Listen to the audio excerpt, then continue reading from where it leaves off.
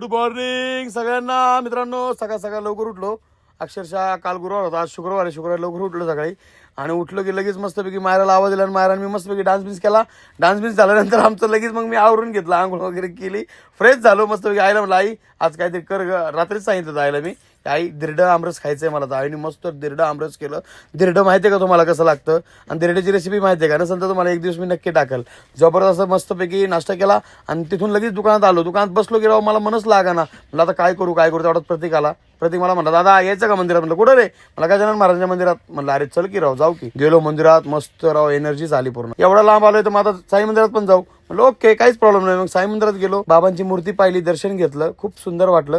तिथून पुढे सभा मंडपात गेलो. पुढे गेलो असता एक मुलगा होता लहान, तो गंध लावण्याचा कार्यक्रम करत होता. मला त्यांनी लगेच ओळखलं. दादा म्हणलं अरे बोल की रे. म्हणलं गंध लावायचा दादा. म्हणलं लाव की रे. मग गंध बिन लावला मस्त. म्हणलं दादा मी विठ्ठलाची मूर्ती काढू का हातावरती? म्हणलं काढ की रे. काढली. मग त्या संग चर्चा केली. म्हणलं बाळा काय करतो? म्हणलं काय ना दादा हॉस्टेलला होता, आता सुट्ट्या लागल्यात आलोय. म्हणलं तुला वडील वगैरे काय करतात?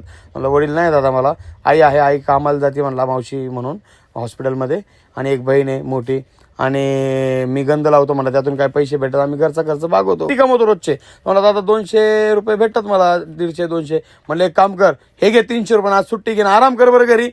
बरं म्हणलं चालतंय दादा जातो मी. आम्ही निघालो तेवढ्यात मागून आला. तर म्हणला दादा मी पण भुसरीतच राहिला, येऊ का तुमच्यावर? म्हणलं अरे चल की रे.